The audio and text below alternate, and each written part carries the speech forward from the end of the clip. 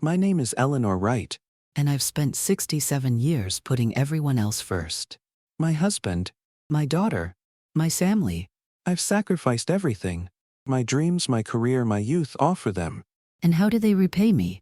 My own flesh and blood dumped me in this godforsaken nursing home. On my 70th birthday. Like yesterday's garbage. Do you know what that feels like? To be discarded by the very person you gave life to? The very person you would have died for? Well, Jessica, if you're watching this, mark my words. You will regret what you've done to me. The tables are about to turn. And when they do, don't you dare come crawling back. Before we continue, if you enjoy stories about family betrayal and sweet revenge, make sure to click that subscribe button. This is the best way for you to support our work. Thank you very much. And let's continue. I remember the exact moment when everything changed. The crisp autumn air carried the scent of fallen leaves as Jessica drove me to what she called my new home. She'd been acting strange for weeks. Distant phone calls, canceled dinners, hushed conversations with her husband Mark whenever I entered the room. But nothing prepared me for the betrayal that awaited me on October 15th. My 70th birthday. It's just temporary, Mom, Jessica said, her eyes never quite meeting mine as she navigated the winding road toward Willow Creek Assisted Living. Just until we figure some things out with the house renovations.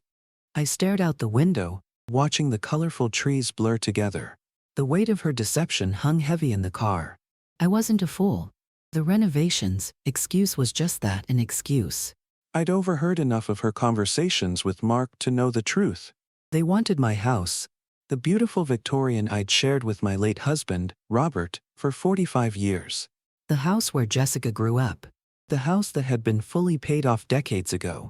The house that was worth a small fortune in today's market. How long is temporary? I asked, my voice steadier than I felt.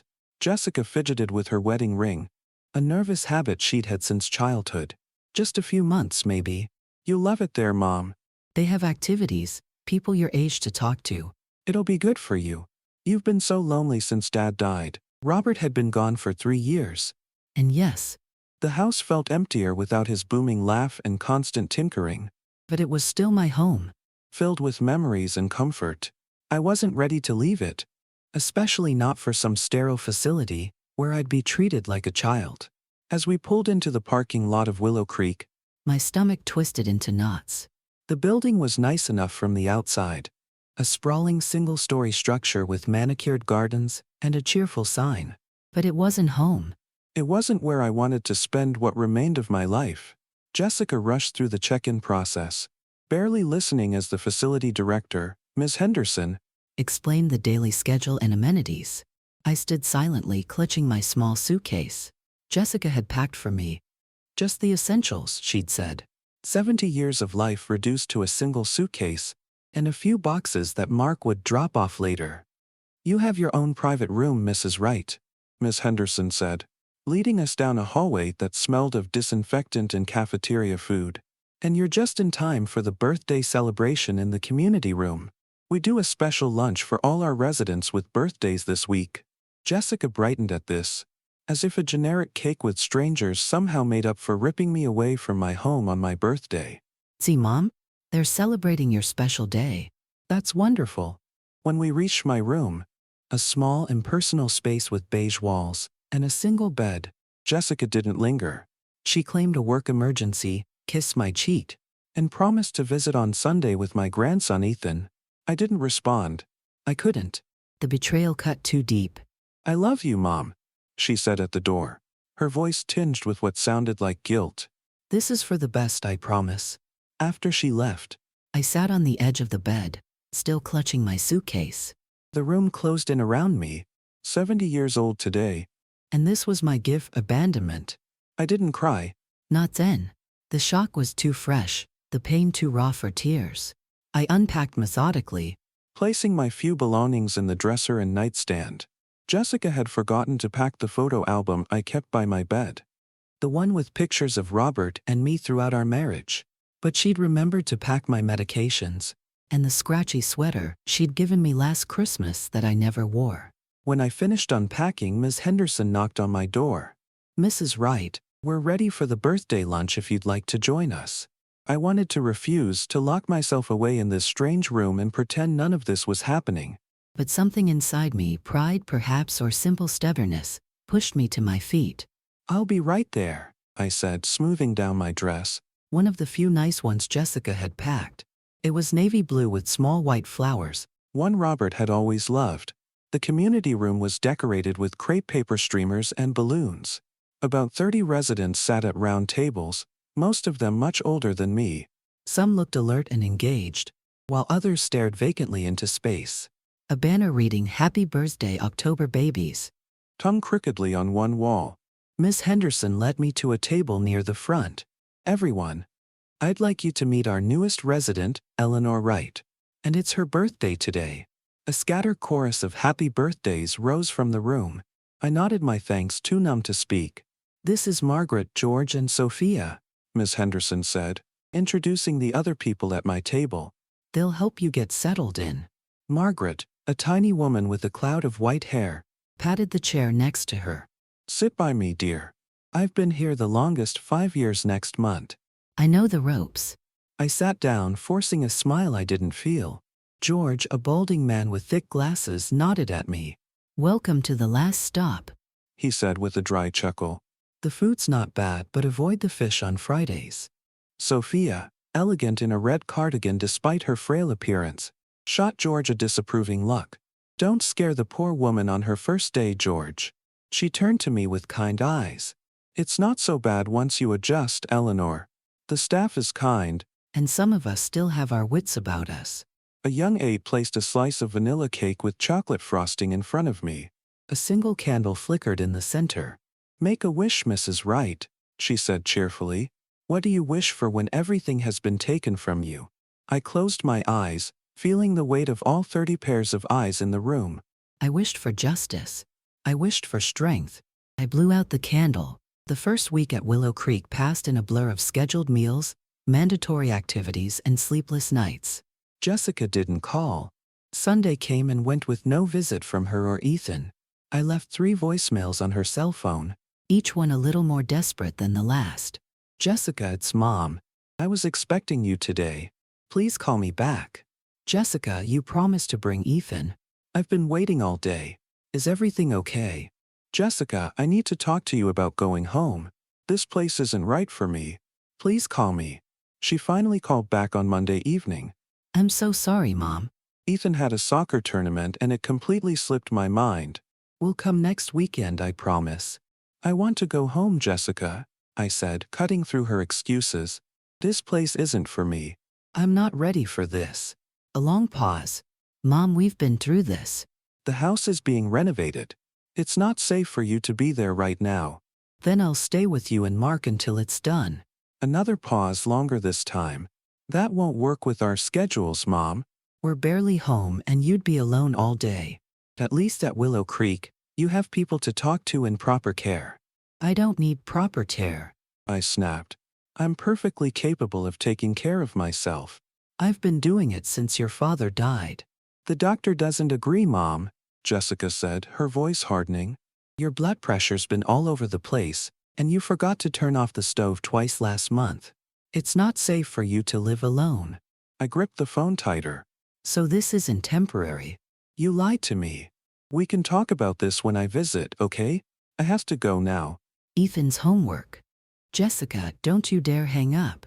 But she was already gone. I stared at the silent phone, the betrayal sinking deeper. It wasn't just about the house. My daughter thought I was incompetent, a burden to be managed rather than a person to be respected. That night, I cried for the first time since arriving at Willow Creek. I cried for the loss of my home, my independence, my dignity. I cried for the daughter I thought I knew, who had turned into someone I couldn't recognize. The next morning, I woke with swollen eyes and a resolve I hadn't felt in years. If Jessica thought she could discard me and take my house, she was sorely mistaken. I might be 70, but I wasn't dead yet. And I certainly wasn't going down without a fight. I called my old friend and neighbor, Harriet, who agreed to check on my house and report back. Her call the next day confirmed my suspicions. "Eleanor, there's a for sale sign in your front yard," Harriet said, her voice tense with anger on my behalf. "And a real estate agent was showing someone around this morning." I tried to talk to her. But she said she was working with your daughter and son-in-law. The room spun around me. They were selling my house, my home. Without my permission. Without even telling me. Eleanor, are you still there? Harriet's voice seemed to come from far away. Yes, I managed. Harriet, I need a favor. Could you bring me some things from the house? There's a false bottom in my jewelry box in the master bedroom. There are some documents I need. Of course, dear. I'll come tomorrow afternoon. And Eleanor, you should call a lawyer. After hanging up, I sat on the edge of my bed, my mind racing. I did need a lawyer, but I barely had any money. Robert's pension covered the property taxes and utilities for the house, with just enough left over for groceries and occasional small luxuries. Our savings had been depleted during his long illness. The house was my only significant asset, and Jessica was stealing it from under me. That afternoon, during the scheduled recreation time, I skipped the bingo game and went to see Ms. Henderson in her office. "Mrs. Wright, what can I do for you?" she asked, looking up from her computer. "I need to know my rights," I said bluntly. "My daughter brought me here without my proper consent. "and now she's selling my house." Can she do that?" Miss Henderson's professional smile faltered. "That's complicated. Is your name on the deeds of the house?" "Of course it is." My husband and I bought it together in 1975. "And were there any changes to the deed after your husband passed?" "Any transfer of ownership?" I hesitated. Jessica had me sign some papers about a year ago. She said it was to avoid probate when I passed, to make things easier. She's a real estate agent, so I trusted her to handle the legal details. Miss Henderson's expression told me everything I needed to know. "Mrs. Wright, I think you should speak with our social worker. She might be able to help you understand your options." The social worker, a kind but overworked woman named Ms. Patel, confirmed my worst fears. "If you signed over the deed to your daughter, even partially, she may have the legal right to sell the property." "But without seeing the specific documents, I can't say for certain." "What about my being here?" I asked. "Can she force me to stay in this facility against my will?" Ms. Patel looked uncomfortable. "In most cases, no.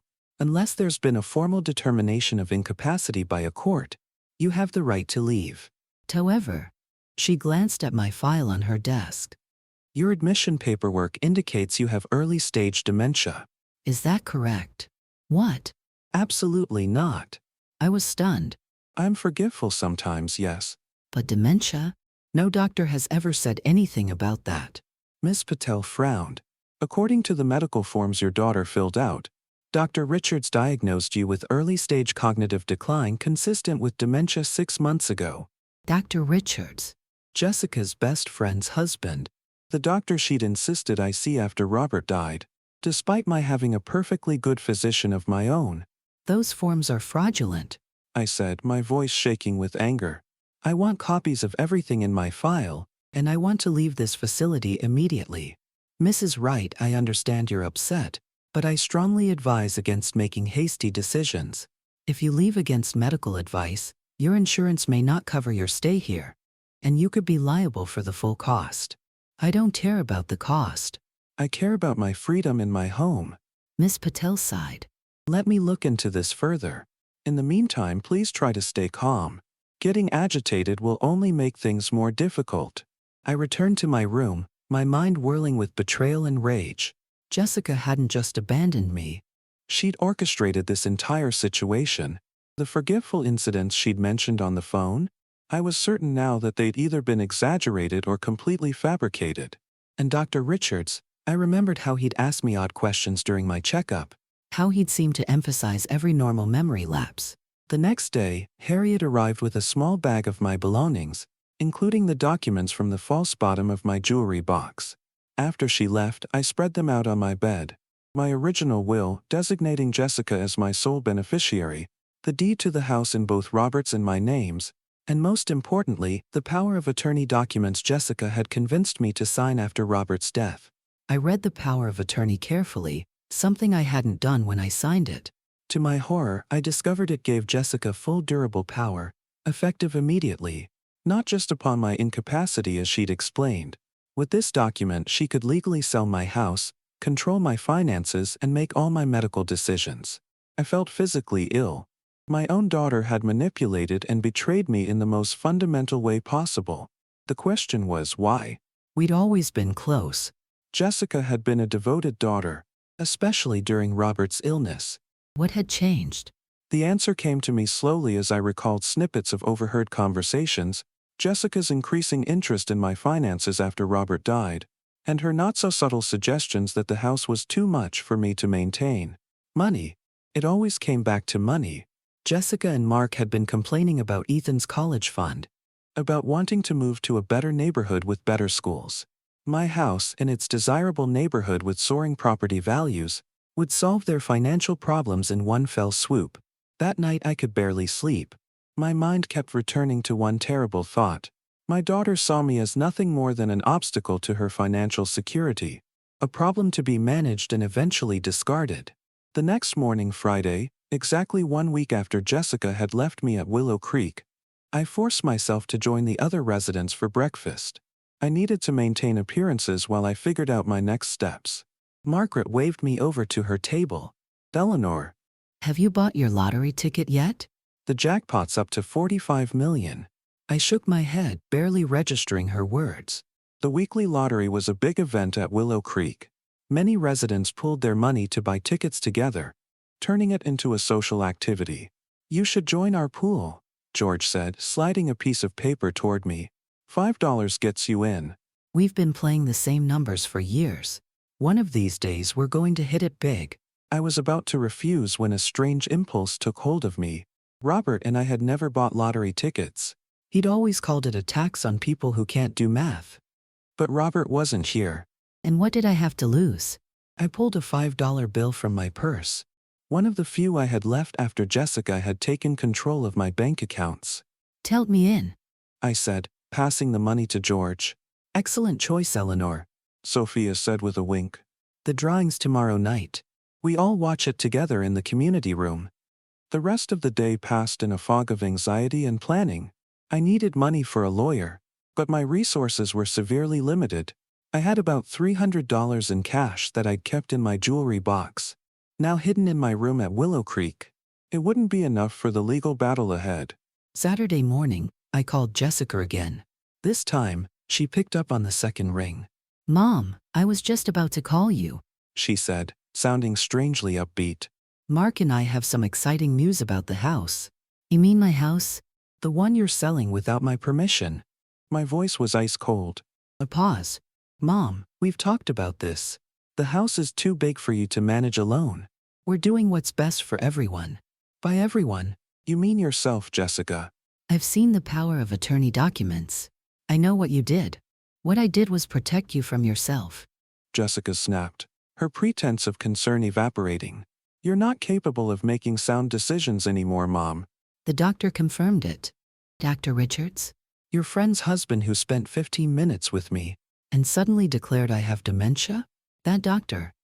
He's a respected physician, and he recognized the signs that I've been seeing for months. You're not well, Mom. That's why you're at Willow Creek, where professionals can take care of you. I gripped the phone so hard my knuckles turned white. I'm coming home, Jessica. And if you sold my house, I'll contest it. I'll tell everyone how you manipulated me, Forged medical documents, and stole from your own mother. Jessica's laugh was cold and unfamiliar. No one will believe you, Mom. Not when they hear about your condition. Not when they see the medical records. Just accept that this is your life now. Mark and I will visit when we can. And you'll be well taken care of at Willow Creek. You'll regret this, I said quietly. One day, you'll be old too, Jessica. And Ethan will remember how you treated your mother. Goodbye, Mom. I'll call you when we're settled in the new house. She hung up, leaving me shaking with rage and grief. My own daughter. My only child. The betrayal was almost too much to bear. That evening, I joined the other residents in the community room to watch the lottery drawing. I wasn't really interested in the outcome, but I needed the distraction from my dark thoughts. Margaret sat beside me, clutching our pool's tickets. I have a good feeling about tonight, Eleanor. I dreamed about my late husband last night. And he was holding a big check. It's a sign. I nodded absently, my mind still churning with plans for how to fight Jessica. I'd need to find a pro bono lawyer, Maybe contact legal aid for the elderly. There had to be a way to prove I was competent And that Jessica had manipulated me. The lottery drawing began on the television. The announcer's voice filled the room as the numbered balls tumbled in their cage. Tonight's Mega Millions jackpot is $45 million. The first number is 7. A ripple of excitement went through the room. Margaret looked down at our tickets. The second number is 19. George leaned forward in his wheelchair. We've got those too. The third number is 42. Sophia clenched Margaret's arm. That's 3. My attention was suddenly focused on the television. We had the first 3 numbers. The fourth number is 36. A collective gasp filled the room. Margaret's hands were shaking so badly, she could barely hold the ticket. The fifth number is 11. The community room erupted in chaos. Residents were shouting, some standing despite walkers and canes. George was repeatedly slapping the arm of his wheelchair. And finally, the mega ball is 23. Margaret turned to me, her eyes wide with disbelief. Eleanor, she whispered, her voice barely audible over the commotion. We have all 6 numbers. We won. I stared at the ticket in her trembling hand, comparing it to the numbers flashing on the screen. She was right. Our pool had hit the jackpot. $45 million. The room spun around me. $45 million. After taxes and split between the 20 residents in our pool, each of us would receive well over $1 million. Enough to buy a new house. Enough to hire the best lawyers money could buy. Enough to ensure my independence for the rest of my life. As the reality sank in, a slow smile spread across my face. For the first time since Jessica had left me at Willow Creek, I felt a glimmer of hope. This wasn't just money, it was power. It was justice. Miss Henderson rushed into the community room, drawn by the commotion. What's happening? Is everyone okay? We won, George shouted, waving the ticket over his head. The Willow Creek lottery pool just hit the jackpot. Miss Henderson's jaw dropped. She stared at the ticket, then at the television where the winning numbers were still displayed. Oh my God, she whispered. You actually won. The next few hours were a whirlwind of excitement. Miss Henderson called the facility's owner, who arrived with champagne for a celebration.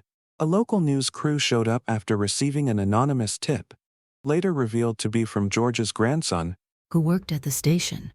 20 elderly residents, giddy with disbelief, posed for pictures with a symbolic oversized check. In all the chaos, I slipped away to my room and called Jessica.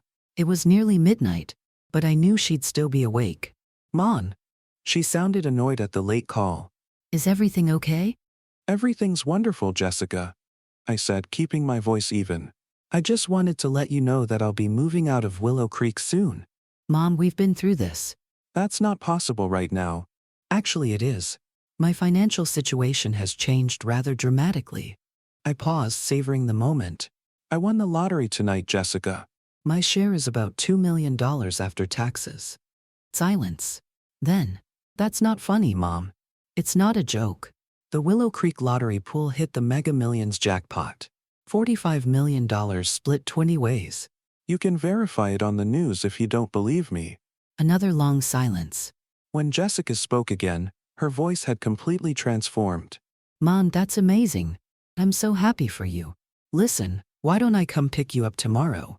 You can stay with us while we figure out your next steps. The rapid shift from dismissal to fawning concern turned my stomach. That won't be necessary. I've already made plans. That Mon. You'll need help managing that kind of money. Mark has a friend who's a financial advisor. Stop, Jessica. They cut her off. I'm not interested in Mark's friend or in staying with you. In fact, I've already spoken to a lawyer about the unauthorized sale of my house and the fraudulent power of attorney. He's very interested in taking my case. This was a lie. I hadn't had time to contact a lawyer yet. But Jessica didn't need to know that. Mon, you're overreacting. Everything I did was for your own good. You know that, right? I was just trying to protect you. By stealing my home and locking me away? That's not protection, Jessica.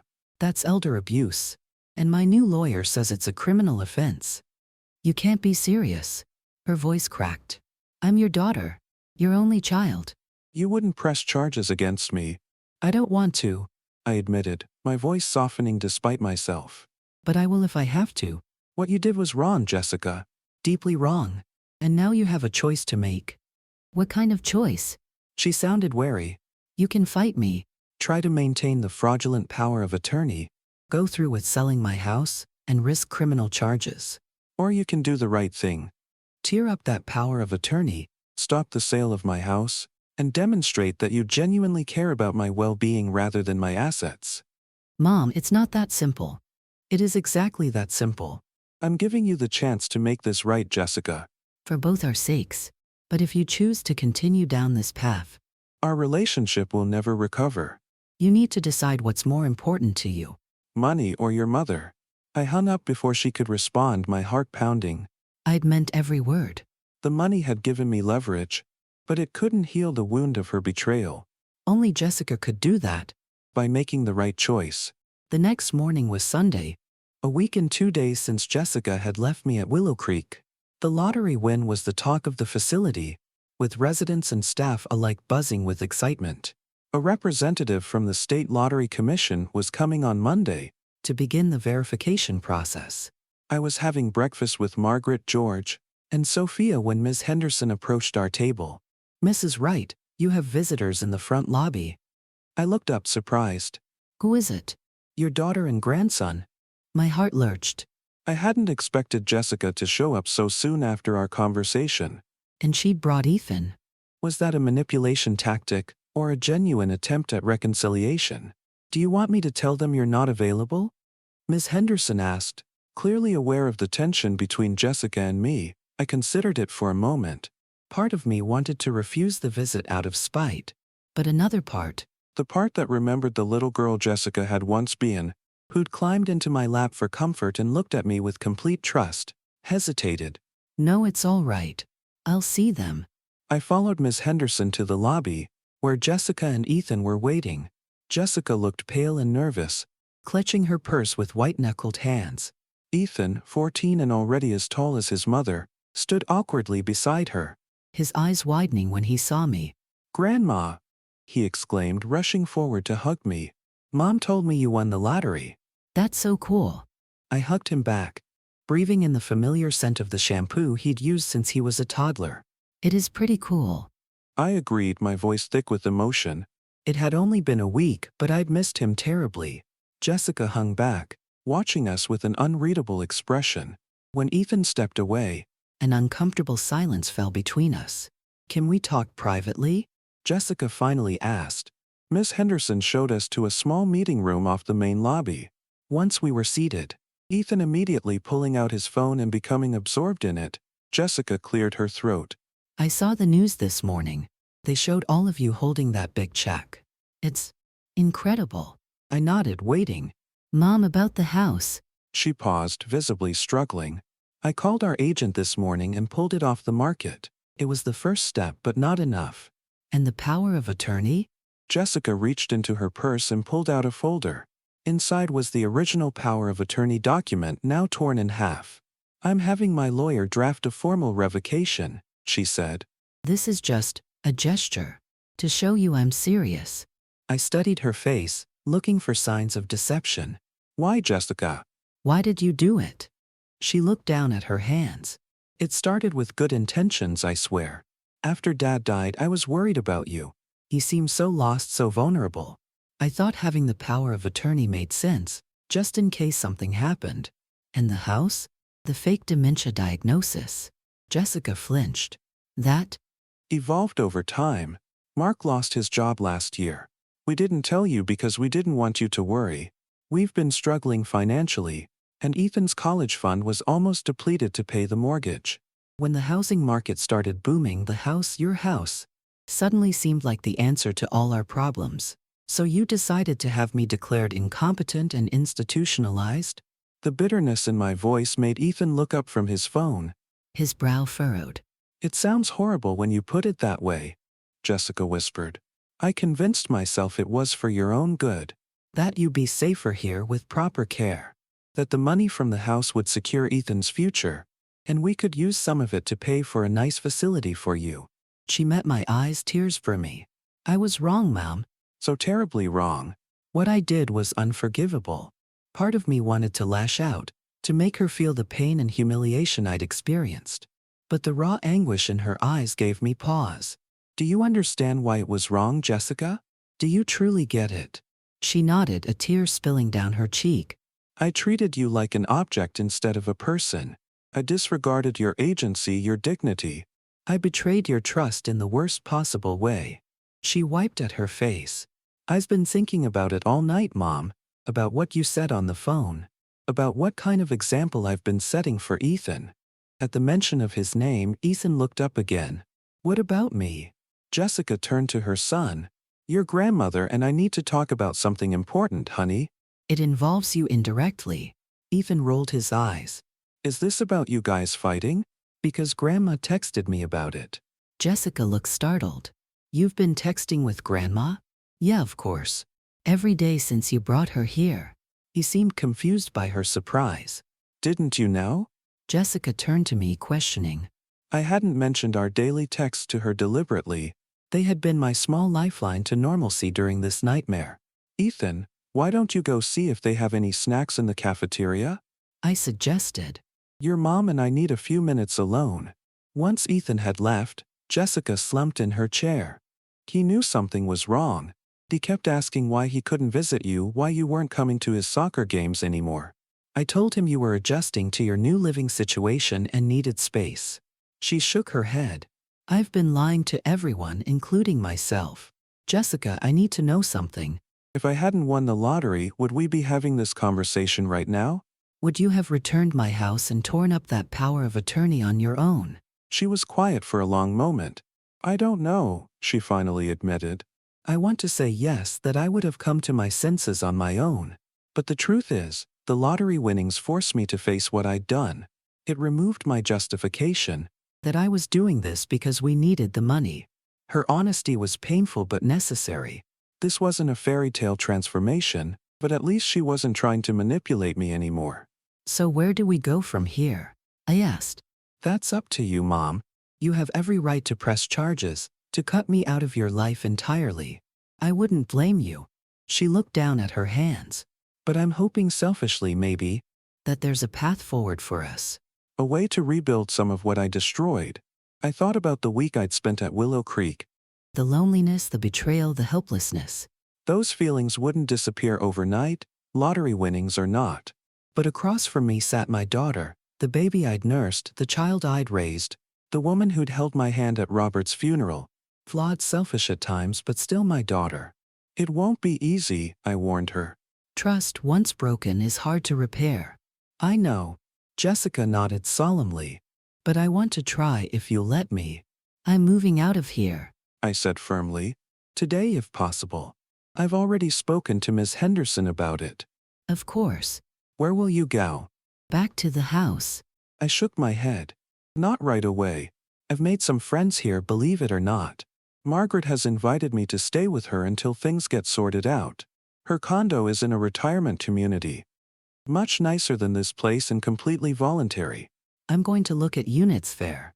Jessica seemed surprised but nodded. Whatever you want, Mom. It's your decision. Yes, I agreed, it is. And on that note, I'll need a new lawyer to help manage the lottery winnings and redraft my will. Her face fell slightly at the mention of the will. But she didn't protest. I understand. As for our relationship, I paused, considering my words carefully. I'm willing to work on it, Jessica. But it has to be built on honesty and respect going forward. No more making decisions for my own good without consulting me. No more lies. Absolutely, she agreed quickly. I promise, Mom. I reached across the table and took her hand. It wasn't forgiveness, not yet, but it was a beginning. And I'd like to see more of Ethan. Perhaps he could stay with me some weekends once I'm settled. A genuine smile lit up Jessica's face. He'd love that.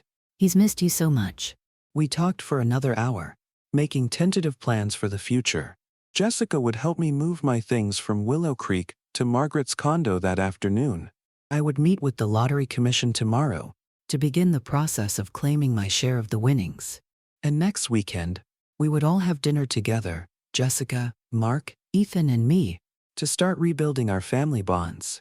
As we were leaving the meeting room, I spotted Ethan in the community room, sitting at a table with George, Margaret, and Sophia. They were laughing together, Ethan animatedly telling them about his latest soccer game. He's a good kid, I said to Jessica. She nodded, tears threatening again. Yes. Better than I deserve, maybe. He has his whole life ahead of him. I replied. So do you. So do I, for that matter. Let's make the most of it, shall we?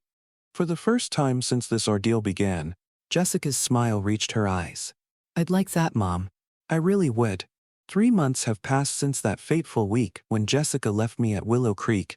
And I won the lottery. My life has transformed in ways I never could have imagined. I didn't return to my old house after all. Though Jessica had restored it to me completely, the memories there felt heavy with both joy and pain. Instead, I used part of my lottery winnings to buy a lovely condo in Sunset Shores, the same retirement community where Margaret lives. It's a vibrant place full of active seniors who organize their own activities, come and go as they please, and generally live life on their own terms. George and Sophia moved here too, using their lottery shares to upgrade from Willow Creek. The 4 of us have dinner together several times a week, go on day trips to museums and theaters, and host a weekly poker night that's become quite competitive. Last month, we all went on a cruise to Alaska, a first for all of us. My relationship with Jessica remains a work in progress. The betrayal cut deep, And trust rebuilds slowly. but we're trying. She comes for Sunday dinners with Mark and Ethan. We talk more openly now, about money, about aging, about fears and hopes for the future. She's in therapy, Working through the desperate mindset that led her to make such terrible choices. I've established a college fund for Ethan that Jessica and Mark can't touch, Not out of spite. but as security for his future. When he graduates high school, He'll have enough for any university he chooses. I've also set up a small foundation to provide legal aid to elderly people facing situations similar to mine. it's deeply satisfying to turn my painful experience into something that might help others. The money hasn't changed who I am fundamentally. I still clip coupons, shop sales, and turn off lights when I leave a room. Habits ingrained over decades of careful living. But it has given me freedom to travel to help others. To secure my future care without depending on anyone else. Sometimes at night, I look out from my new balcony at the twinkling lights of the city below. and I think about how quickly life can change. In the span of 1 week, I lost my home and found a fortune. I experienced the deepest betrayal and discovered new friendships. I felt utterly powerless and then suddenly empowered. If there's a lesson in all of this, perhaps it's that we are never too old for second chances. Never too old to stand up for ourselves. Never too old to rebuild what's broken, or to create something entirely new. Jessica asked me recently if I've forgiven her. I told her the truth. Forgiveness is a journey, not a destination. Some days it feels within reach. Other days the hurt resurfaces sharp and fresh. But I'm learning that holding on to anger serves no one. Least of all myself. I'm trying, I told her. That's all any of us can do. Try to be better tomorrow than we were yesterday. She hugged me then, whispering, "Thank you for not giving up on me, Mom." And in that moment, I felt a warmth that no amount of lottery winnings could ever provide. The cautious rekindling of a mother's love and a daughter's respect, born from the ashes of betrayal and fortified by the hard work of reconciliation. Life at 70+ years isn't what I expected. It's both harder and richer. More complicated and more rewarding. I've learned that family isn't just about blood or obligation. It's about choices we make every day. To respect each other's dignity. To speak difficult truths. To forgive when possible and set boundaries when necessary. Next week, I'm taking Ethan on a trip to Washington, D.C. just the 2 of us. He's developing an interest in history, and I want to nurture that. Jessica was nervous about it at first, then recognized her anxiety for what it was, a remnant of her need to control. She's learning too. As for me, I'm embracing this unexpected chapter of my life with open arms. The betrayal that brought me to Willow Creek no longer defines me. Neither does the lottery win that freed me from it. What defines me now are the choices I make each day. to live with purpose, To nurture meaningful connections, and to face the future not with fear, but with curiosity and hope. My name is Eleanor Wright. I am 70 years old, and my story is far from over.